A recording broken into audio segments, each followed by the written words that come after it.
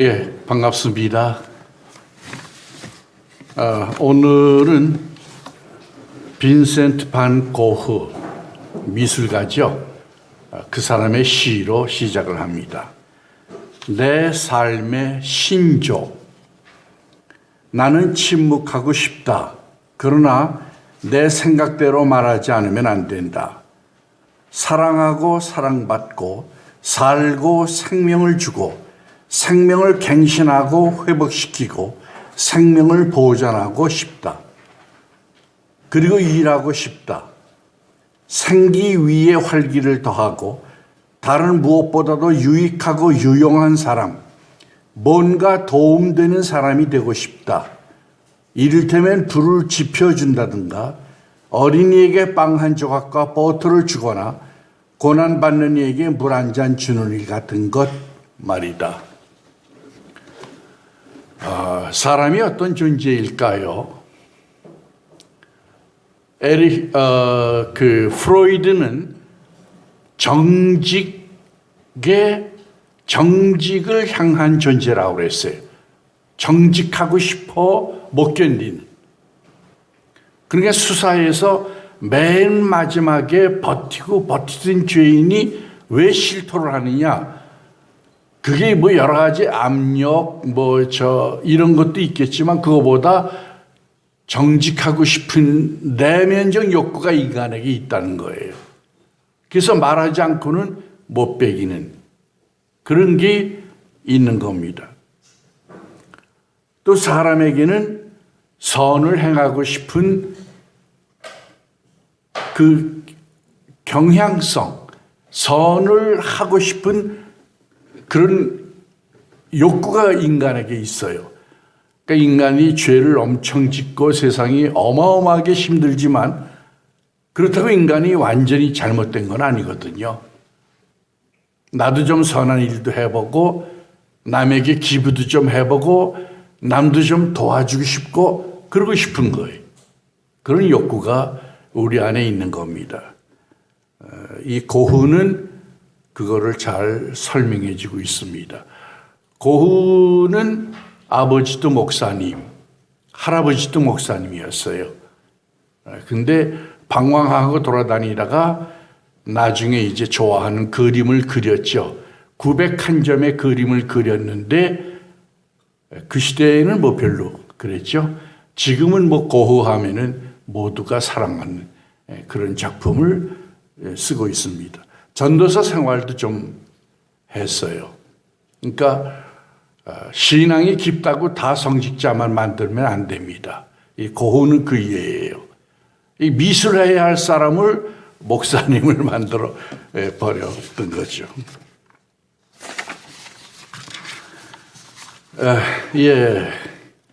오늘은 하나님의 마음인데요. 어떤 사람이 천국에 가고 싶지 않대요. 예수 잘 믿는 사람이에요.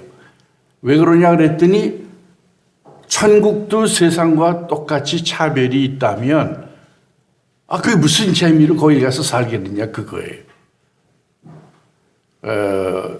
천국을 갔다 온 사람들의 간증 얘기에 가끔 천국의 집 얘기가 나오죠.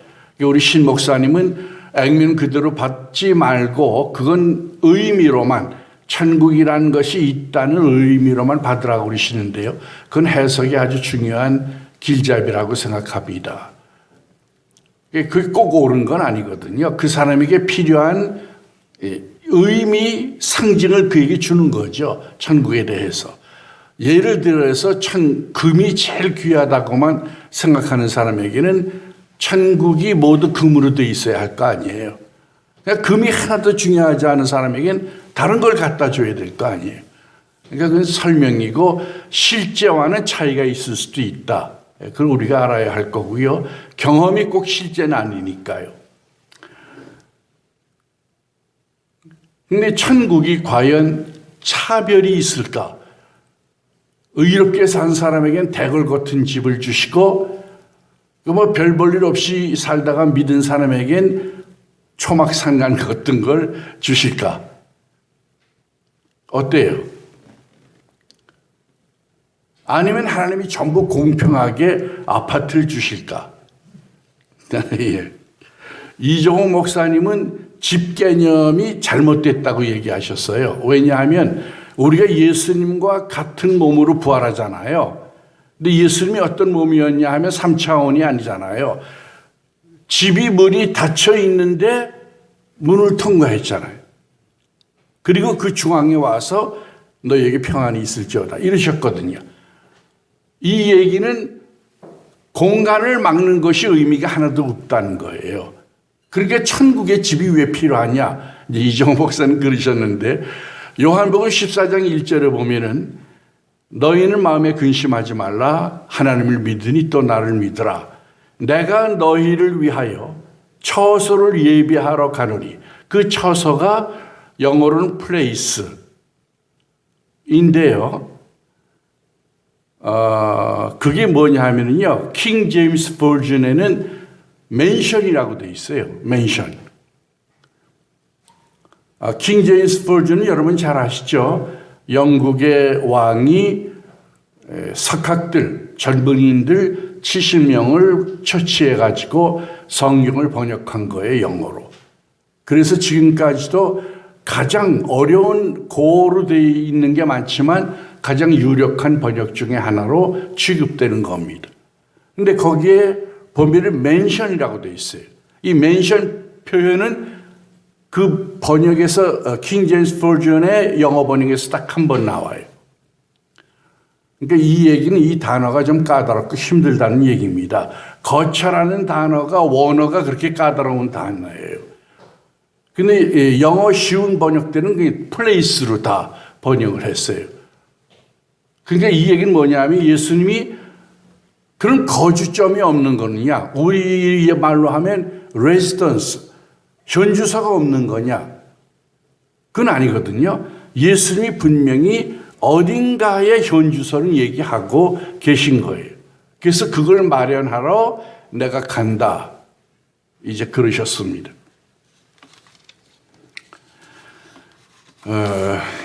지금 이제 천국 차별과 생각해서는요, 제일 중요한 개념이 뭐냐 하면 상이에요, 상. 의롭게 산 사람들에게는 상을 줘야 할 거 아니에요. 그럼 상을 주면 다른 사람 다 똑같이 주면 안 되잖아요. 근데 상벌 개념은 평등 개념과 달라요. 그럼 평등을 어기는 게 아니에요. 상벌 개념은 평등 개념이 아니고 정의 개념이에요. 정의. 옳고 그른 것을 판단하기 위해서 하는 게 상벌이에요. 권장하기 위해서. 그러니까 상을 줬다고 평등과 어긋납니다. 이러면 안 되는 거죠. 제 공부를 잘해서 1등상을 줬는데 꼴찌 한 애가 왜 난 상 안 줘요? 이렇게 해가지고는 안 된다. 이제 그 얘기입니다. 또 하나는 평등은 획일화와 달라요. 똑같이 취급하는 것. 인간 그렇지 않잖아요. 우리 유전자부터 다르잖아요. 똑같을 수가 없어요. 쌍둥이도 달라요. 성격도 다르고요. 기질도 다르고 다 달라요. 나중에 사는 모습도 다르죠. 그러니까 그거를 획일화하면 뭐가 돼요? 로봇이 되는 거예요. 로봇. 프로그래밍 해가지고 다 획일화하면 그건 인간이 아닌 거예요. 그때는 이미 자유를 가지고 있는 인간이 아닌 겁니다. 그러니까 만약에 내가 평등을 생각하는데 획일성을 생각한다. 그러면 이제 문제가 있는 거죠. 그러면은 하나님은 어떤 분이실까? 하나님의 마음은 어떨까? 천국에 대해서는 성경에 너무 설명이 적기 때문에요. 우리가 얘기할 수 없어요. 그러나 분명히 얘기할 수 있는 건 좋은 것이다. 그렇죠? 천국 안 믿는 사람도 죽으면 뭐라고 그래요? 좋은 데 갔습니다. 좋은 데 가세요. 그러잖아요. 그러니까 우리가 생각하는 것 이상의 좋고 플라톤의 개념으로 얘기를 하면 아이디어란 점수로 얘기를 하면 100점. 어떤 그런 이상적인 공간, 현실 그게 분명히 있다는 겁니다. 하나님이요, 사람을 볼 때 어떻게 보십니까? 인간은 다 보이는 대로 보잖아요. 육체의 눈을 가지고 보이는 대로. 근데 이스라엘 2대 왕을 택할 때 사무엘 선지에게 기름 부으라고 그랬거든요. 근데 중요한 그 직분에는 기름을 붓잖아요. 이스라엘은 왕, 선지자, 제사장, 이건 기름을 붓습니다. 하나님이 직접 임명했다는 의미예요. 그래서 이세, 다윗의 아버지인데요, 이세의 집으로 가라고 해서 거기 가서 아들이 8명이 있었는데 첫째부터 하는데 아주 귀골이 장대하고 장군감이고 너무 멋있어요. 그러니까 사무엘이 생각하길, 사무엘은 선지자예요. 와, 이 사람이구나. 왕감이니까요. 근데 하나님이 아니다. 내가 그를 버렸다 이미. 그래가지고 형제 7명이 다 가버리는데 아무도 없는 거예요. 걔 이세 아버지에게 이게 다 끝났습니까? 아유, 이게 하나 있긴 있는데 걔는 뭐 키도 작고 지금 저 산에서 양을 치고 있습니다. 걔를 데려와 보세요. 근데 그때 성령이 이제 임하시길, 이 사람이다. 그래서 이제 다윗에게 기름을 붓는 겁니다. 그러면서 하나님 말씀이 너희 사람은 외모를 보지만, 모양, 폼, 외모를 보지만 나는 중심을 본다. 그러니까 신학적인 개념으로는 아이덴티티예요. 내가 하나님 앞에 설 수 있는 자아가 뭘까? 내 학력일까요? 하나님은 그 엄청난 지혜로 한마디로 세상을 창조했는데요. 자랑할 수 있어요? 아니면 내 소유 재산, 하나님의 세상 우주 만물이 다 당신 건데 소, 양 바치는 거, 소 한 마리가 100데나리온이었대요. 그 시대에. 그러니까 3달 이상을 번 걸 바치는 거예요. 그게 엄청난 재산이에요. 근데 하나님은 그것도 신물이 난다는. 내가 뭐 소가 없어서 너에게 소를 바치라고 하느냐. 그게 하나님께 뭐 가지고 우리가 설 수 있겠어요?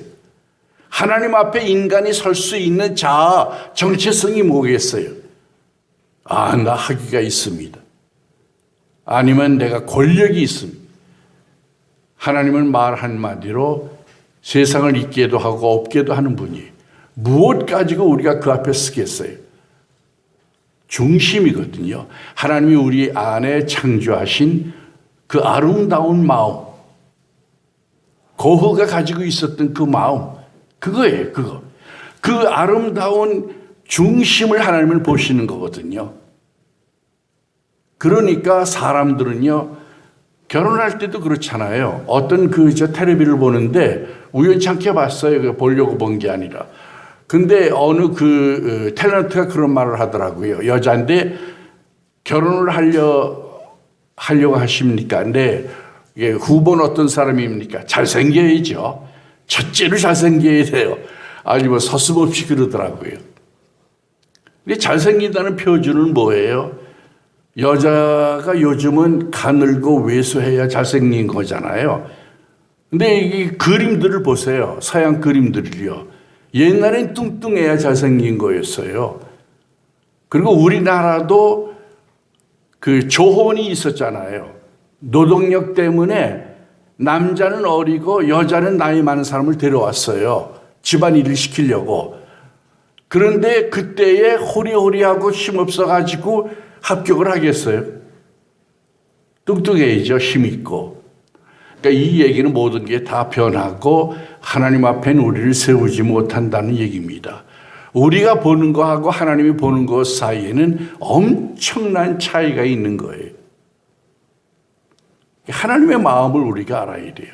그게 중요한 거예요.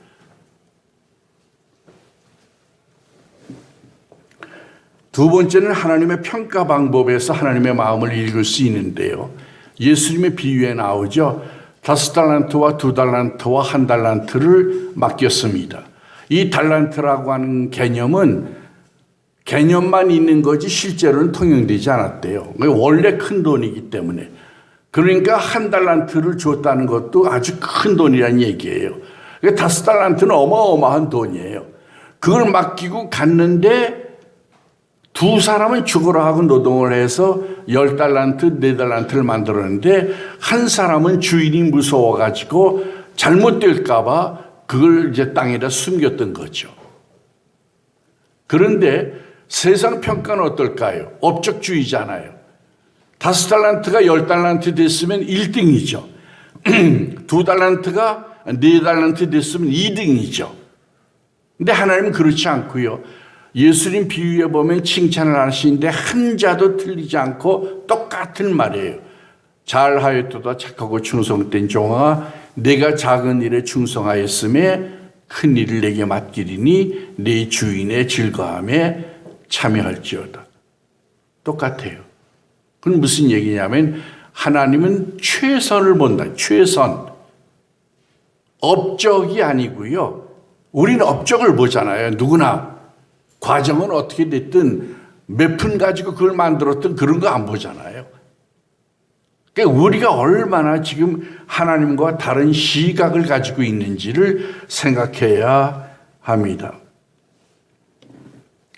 그 다음에 부자와 나사로, 거지 나사로의 비유입니다. 이건 정말 청천벽력 같은 얘기를 예수님이 한 거예요. 그 시대에 모두가 다 부자는 하나님의 축복으로 알았거든요. 다시 말하면 의인으로 알았다는 얘기예요. 그런데 거지 나사로는 천국에 가고 부자는 지옥에 갔다. 이게 무슨 소리예요? 이건 설득이 안 되는 얘기를 예수님이 지금 하고 계신 거예요. 그럼 뭘 얘기하려고 하는 겁니까? 인생이라고 하는 것이 life, 인생이라고 하는 것이 소유에 달려있지 않다. 사람은 다 본능이 먹고 살고 움직여야 하니까 일차가 소유잖아요. 그 소유를 향해서 죽으라 하고 달리는 거예요. 누가 가르쳐주는 사람도 없고 매뉴얼도 없으니까 어떻게 된 것도 모르고 그냥 먹고 살아야 하니까 그러고 사는 거예요. 그러다 죽는 거예요. 아무것도 안 보이고. 그래서 에리히 프롬이 독일에서 학대를 하니까 미국으로 망명을 가가지고 미국 사회를 딱 가보니까 이게 자본주의 사회고 돈만 있으면 되니까 사람들이 돈으로 모든 걸 평가하고 서로 그냥 돈을 가지려고 애를 쓰니까 그래서 소유냐 존재라느냐라는 개념을 책을 쓴 거예요. 인생이라고 하는 것이 소유하는 데 달려있지 않고 사람의 사람다움, 사람됨에 달려있는 거니까 소유를 보고 그를 평가하지 말아라 그런 얘기예요.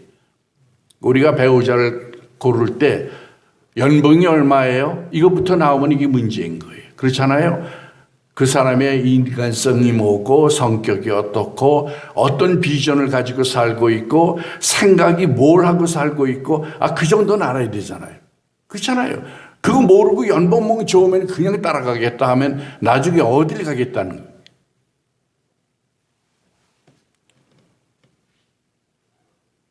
그리고 세례 요한에 대한 예수님의 평가가 뭐였습니까? 여자가 낳은 자 중에 세례 요한만한 자가 없다.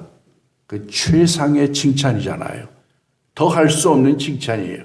인간류, 부류, 인간 중에는 최고다. 그 얘기예요.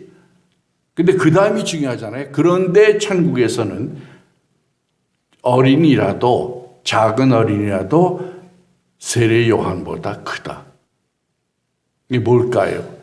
세상의 질서와 천국 질서는 다르다는 거예요. 어떻게 우리가 평가될지 알 수가 없어요. 지금 세상에서 100평짜리 맨션을 가지고 있다. 그게 천국에도 100평이냐? 이게 논리가 성립이 안 된다. 그 얘기. 알 수가 없어요. 마태복음 21장 31절입니다. 창기와 세리가 아주 그 예수님 당시 유대 나라는 아주 죄인과 의인이 딱지가 붙어 다녔잖아요. 아주 그냥 사회가 우리는 그렇게 말 못하잖아요. 너 죄인이야 이런 말 어디 가서 함부로 해요. 전도할 때도 못하는데 전도할 때도 그 말하면 싫어하거든요. 그런데 아주 그 사회는 딱지가 붙은 거예요. 이건 뭐 죄인 먹으면 안 되고 음식도 같이 먹으면 안 되고 딱 그런 시대였어요. 그런데 예수님이 세리와 창기가 너희보다 먼저 천국에 들어간다. 무슨 말씀일까요? 왜 그럴까요? 죄인인데. 마태복음 18장 4절 누구든지 이 어린아이와 같이 자손을 낳치는 사람이 천국에서 가장 큰 사람이다. 천국에서 누가 대우를 받느냐? 만약에 맨션과 초가집을 준다면 겸손한 사람은 맨션에 살고 교만한 사람은 초가집으로 간다. 그 얘기예요. 성경에 나오는 몇 가지 예에서요. 제가 말씀드리려고 하는 건 하나님의 평가와 세상의 평가는 다르고 예측 불허예요. 예측 불허. 어떻게 될지 우리는 몰라요. 그러나 분명히 아는 건 하나님은 의로우시고 하나님은 선하시다. 그 얘기입니다. 그리고 또 하나 하나님은 이 탤런트 비유에서 얘기하려는 건 뭐냐 하면요. 데나리온 비유. 예수 지금 얘기하려는 건 뭐냐 하면 품삯을 다 다르게 일을 했어요. 6시쯤, 9시쯤, 12시쯤, 3시쯤, 마지막 5시쯤까지 왔어요. 5부류가 있어요. 그런데 임금은 똑같이 줬어요. 정상수 집사님, 이제 고용주도 있어 보셨으니까 이게 어떻게 된 거예요? 임금이 제대로 지불된 거예요? 1시간 와서 일한 사람하고 아침 6시부터 6시간 동안 뼈 빠지게 속된 말로 그리고 유대 나라는 그 사막에 그 뜨거운 그 태양이 있잖아요. 그걸 견뎌낸 사람하고 똑같이 취급한 거예요. 결론부터 말씀드리는데요. 주인이 주고 싶은 게 뭐냐? 뭘 주고 싶어 했어요? 그거는 한 데나리온인데 한 데나리온이라고 하는 건 뭐냐 하면 그 당시에 하루 임금이에요. 그래서 메시지 성경에는 5만 원이라고 번역했더라고요. 5만 원. 우리 지금 생계비 최저가 얼마죠? 예, 5만 원이라고 그랬더라고요. 어떤 사람의 해석에 보면요, 우린 한 데나리온 하면 가치가 잘 오질 않잖아요, 개념이. 그런데 예수님이 오병이어를 먹이실 때 몇 명이 왔죠? 5천 명이 왔잖아요. 근데 추산으로 어린이와 어른 여자, 그러니까 어린이하고 여자는 그때 계산을 안 했으니까 까지 합치면은 10,000명 거의 가까이 되는 거잖아요. 근데 이 10,000명 가까이를 예수님이 너희가 먹이라고 제자들에게 그러니까 빌립이 깜짝 놀래가지고 아유 이 사람들을 다 먹이려면은 마켓에 가서 우리가 200불은 들어야 되겠네. 아무리 200데나리온 아무리 안 써도요. 그랬잖아요. 이제 거기서 추산을 해보니까요. 한 데나리온이 16명 정도의 식빵에 해당된다고 보고 있어요. 그러니까 17세기 정도인가의 유럽의 한 병상가의 임금을 생각해 보면 3-4명, 2-3명 먹을 정도의 임금이 식빵을 살 수 있는 돈이었대요. 그러니까 인류가 늘 가난하게 살았다 지금 그 얘기입니다. 그리고 한 데나리온이라고 하는 건 없어서는 안 되는 거예요. 그걸 안 가져가면 일용직 사람들이에요. 지금 노예나 노예가 아니에요. 노예는 주인 거를 먹고 살기 때문에 먹는 건 먹어요. 대우가 나빠서 그렇지. 근데 이 일용직 사람들은 자유인인데 직업이 없는 거예요. 그러니까 만약에 그날 안 주면 그날 식구가 다 굶는 거예요. 그 주인은 지금 뭐가 관심이냐 하면 줘야 되겠다 그거예요. 먹여 살려야 되겠다. 그래서 한 데나리온을 약속하고 한 데나리온을 주는 겁니다. 그럼 하나님의 마음, 주인이 하나님이니까 인간에게 하나님이 꼭 주고 싶은 게 뭘까? 이거 아니면 안 되는데 꼭 줘야 되겠다. 그게 뭘까요?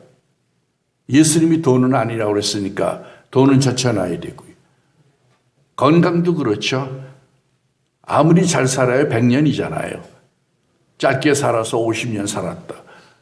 옛날에 알렉산더도 35이 죽었는데요. 그게 그렇게 큰 의미가 있을까요? 엄밀히 생각해 보면요. 그럼 뭐가 문제예요? 구원을 주시려고 그런 거예요. 구원. 그게 중요한 겁니다. 그러니까 세상에서는 너희가 차별이 많고 고생을 하더라도 꼭 너희를 천국에는 들어가게 해줘야 되겠다. 아무리 차등이 있는 사람이라도 천국에는 들어가게 해줘야 되겠다. 이게 하나님의 마음이었습니다.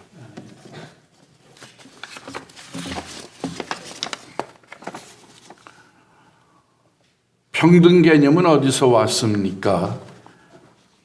민주주의가 평등에 기저하고 있죠.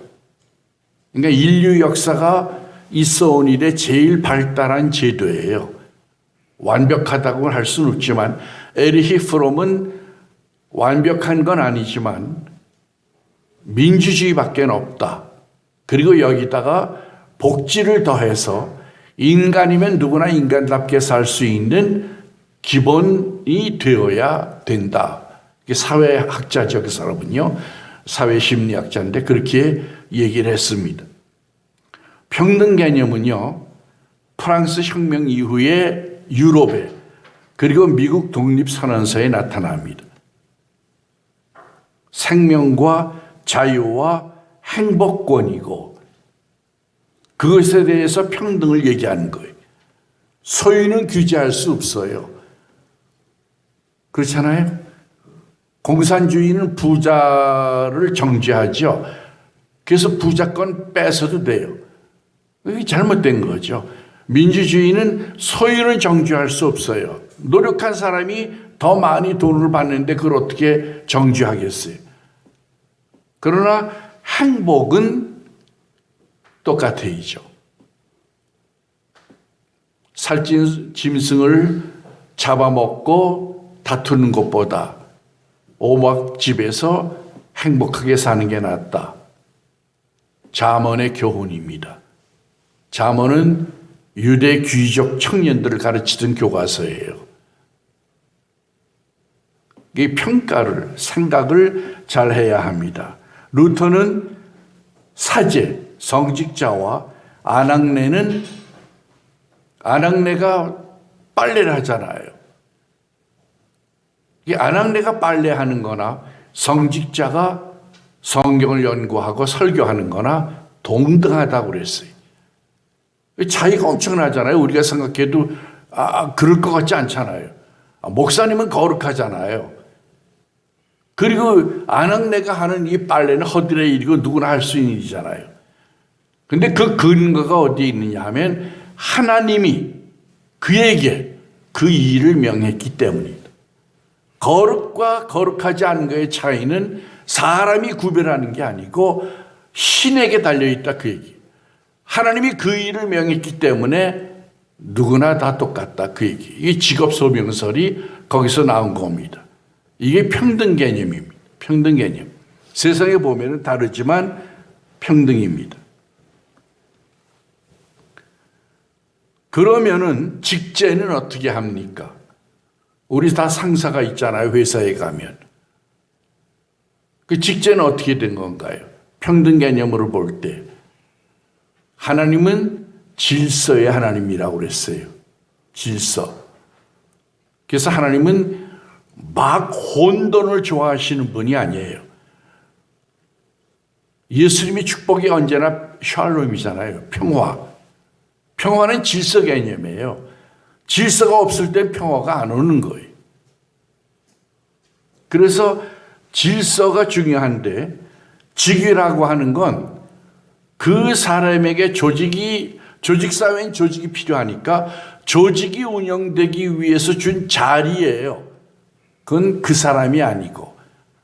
근데 사람들은 어떻게 착각하냐 하면 자리와 아이덴티티를 동일하게 보는 거예요. 내가 과장이다. 이게 말단이다. 그러면 내가 저보다 더 능력이 있어. 이 개념이 성립해 버리는 거예요. 내가 저보다 더 나아. 이렇게 되는 거예요. 이게 이제 착각이죠. 그러니까 그거는 조직 개념이지 평등 개념과는 관계가 없는 겁니다. 그러니까 인간은 다 똑같지만 조직사회가 운영되기 위해서 주어진 자리예요. 성경은 그래서 뭐라고 그래요? 조직을 존중하라고 그러잖아요. 상사에게 잘해라. 어느 정도로 네가 섬기는 주님께 하듯이 잘해라. 그것도 상사라고 하급 직원들을 멸시하지 말고 그리스도께서 위하여 피 흘린 형제로 사랑하라. 그 얘기는 무슨 말씀이냐면 평등이에요. 평등. 사랑과 존중의 평등을 지키라. 그 얘기입니다.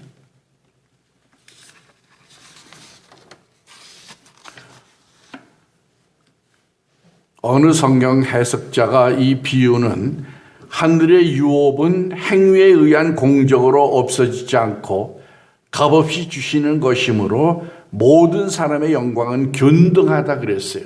켈빈의 말입니다. 그러니까 천국에 들어가는 건 뭐로 들어가요? 은혜로 가잖아요.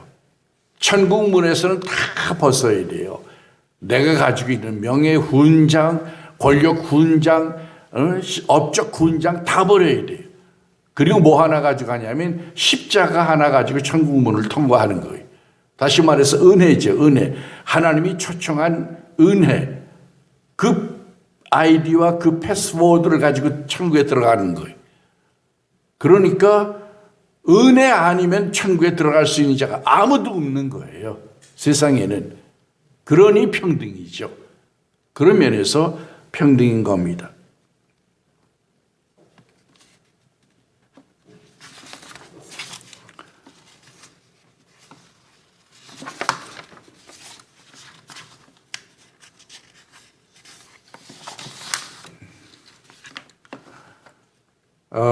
그래서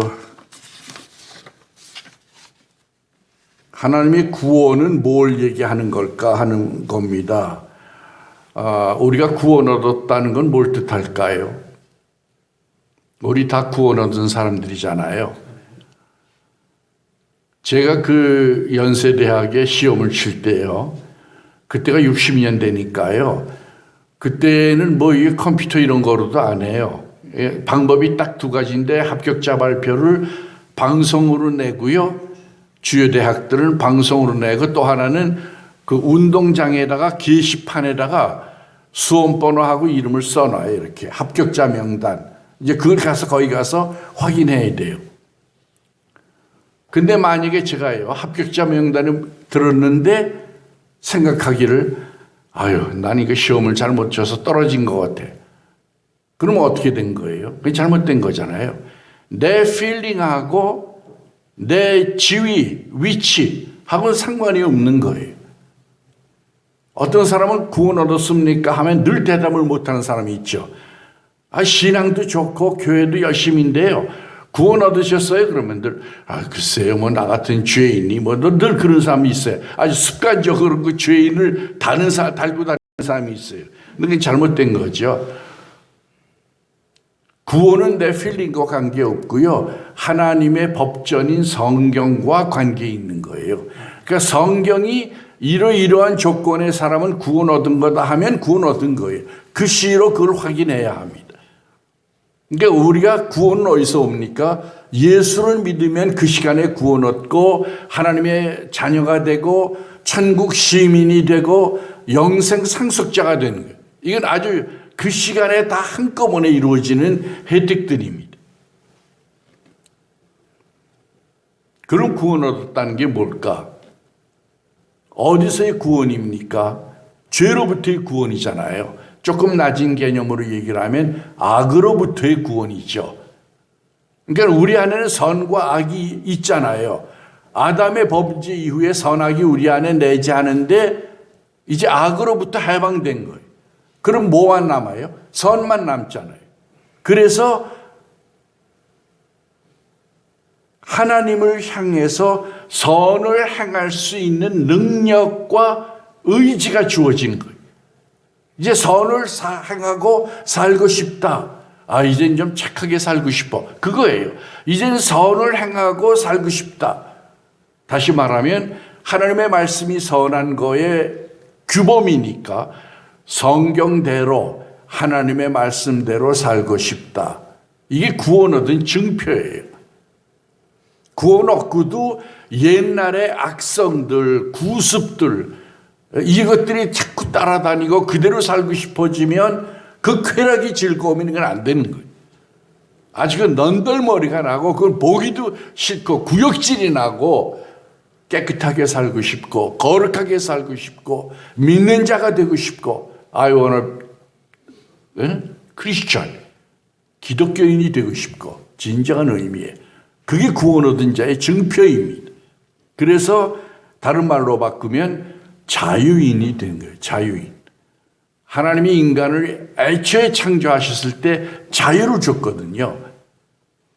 그러니까 내가 구원 얻었다는 얘기는 이제 내 문제는 해결된 거예요. 인간으로서의 내 숙제, 그게 해결된 거예요. 자유인이 된 거예요. 다른 말로 얘기를 하면 선을 행할 수 있는 의지와 능력이 생긴 거예요. 자유에는 두 가지로 얘기하잖아요. 무엇으로부터의 자유와 무엇에로의 자유. Freedom from, freedom to. 그러니까 freedom from은 죄로부터의 자유죠. 악으로부터의 자유.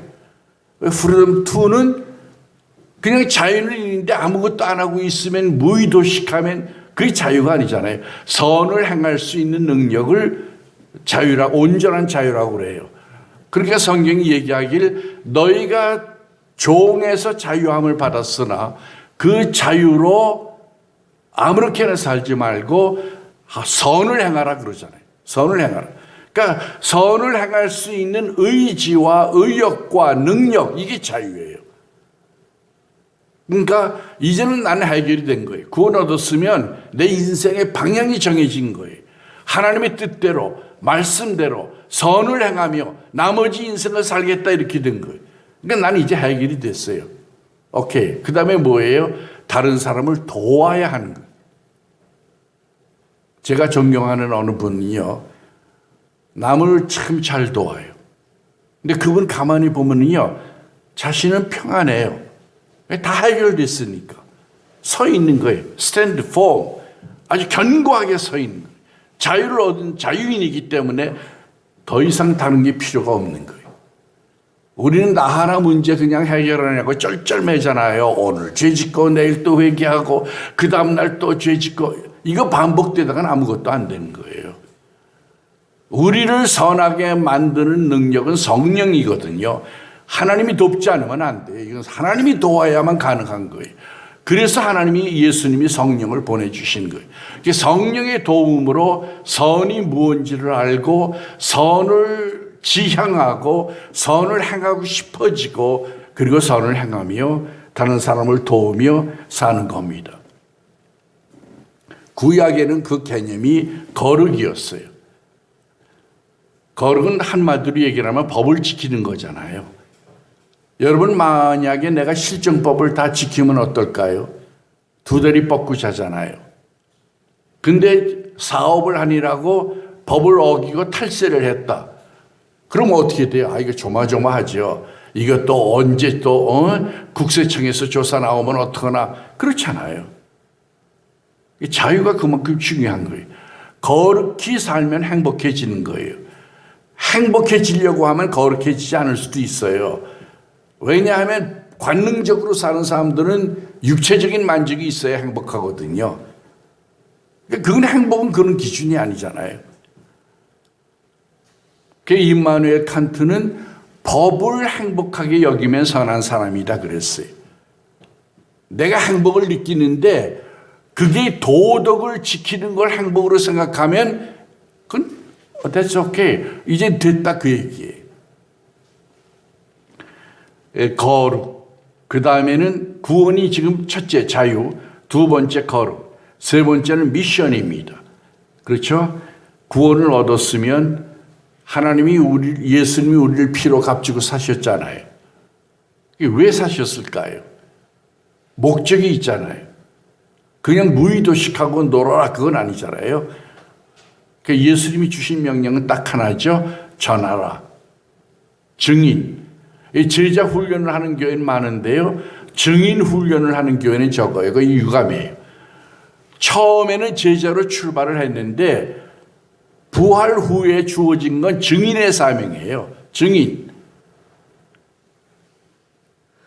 그 얘기는 기회가 있든지 없든지 누구를 만나든지 가능하면 복음을 전해라. 그 얘기예요. 왜냐하면 하나님이 꼭 주고 싶은 거, 그 메시지가 지금 구원이었잖아요. 다른 걸 주려고 하지 말고 그 사람에게도 꼭 필요한 게 그거니까 그걸 주라 그 얘기입니다. 예수님이 오신 이유는 뭘까요?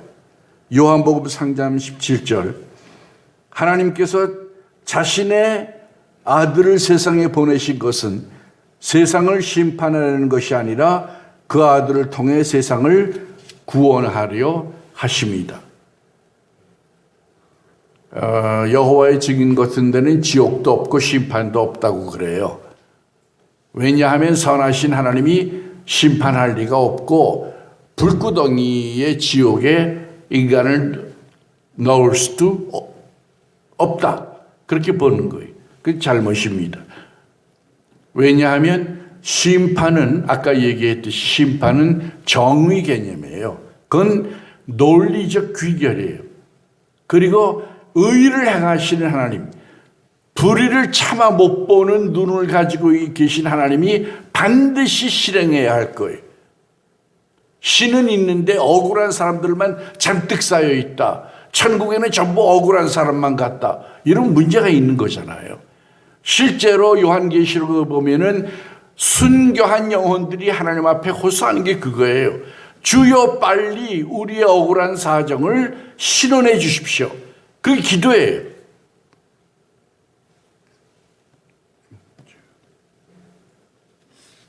그 논리적 귀결이고 의로우신 하나님의 자연적 행위이십니다. 그 필연적인 거예요. 심판은 피할 수가 없어요.